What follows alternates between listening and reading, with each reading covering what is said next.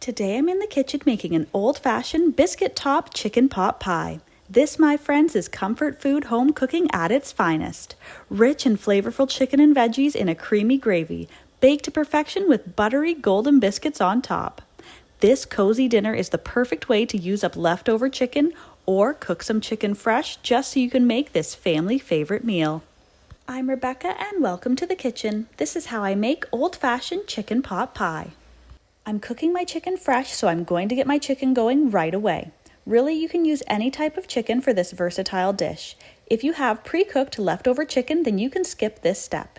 You could also use the meat from a rotisserie chicken.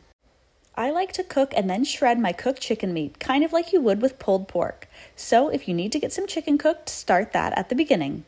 I'm going to be using 3 large chicken breasts for this large pot pie.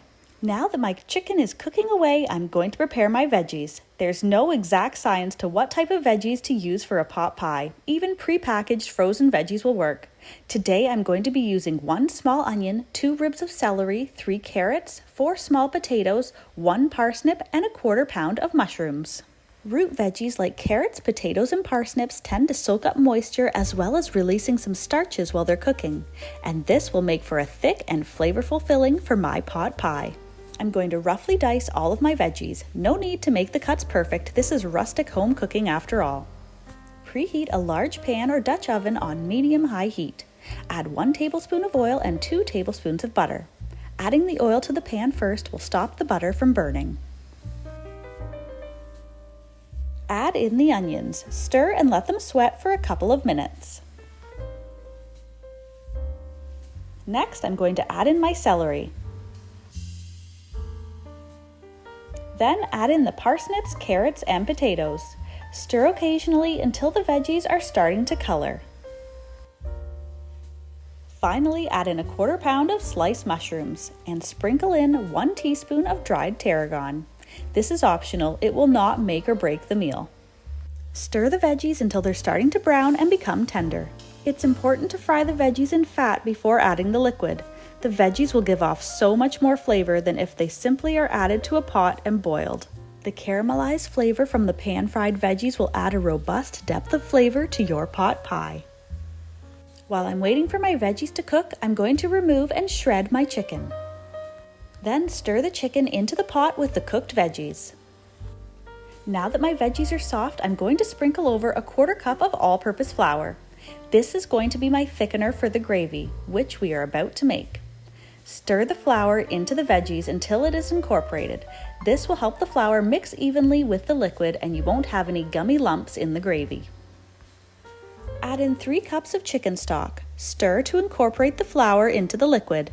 When you start to see a few bubbles from it coming to a simmer, the gravy should start to thicken into a velvety sauce. Then reduce the heat to low. Adjust the filling with salt and pepper to your taste. Now that my filling is ready, I'm moving on to my crust. For my pot pie today, I'm going to make little personal-sized biscuits to go on top, but feel free to use whatever type of crust your family prefers. For a more traditional look, use a buttery, flaky pie crust or make it a bit more sophisticated with a delicate puff pastry topper.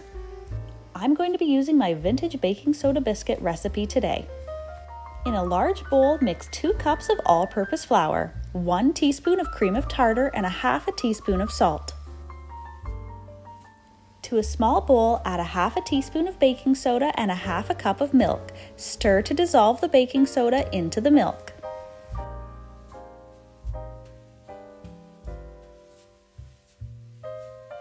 Pour this mixture into the dry ingredients and mix until it just comes together. I find it easier to use my hands for this. If you overmix the dough, the biscuits will be tough. But since I want flaky, tender biscuits, I'm going to handle the dough as little as possible.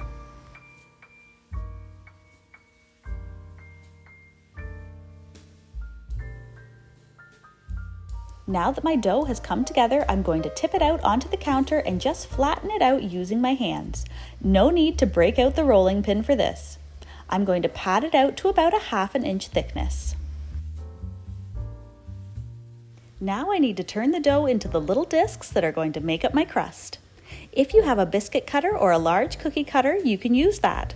I find an upside down cup works just as well. Cut out as many biscuits as you can, then bring the dough back together and cut again. With the scraps left at the end, I'm going to freeform it into the final biscuit with my hands.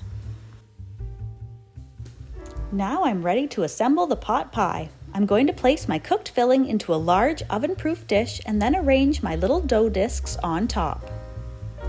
Bake in a preheated 400° Fahrenheit or 200° Celsius oven for 12 to 15 minutes.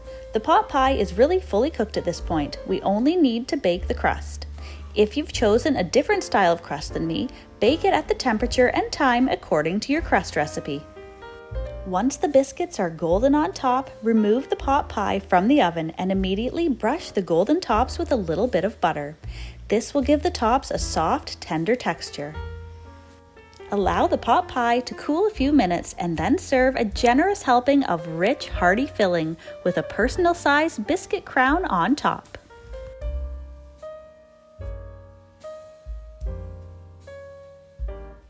Enjoy!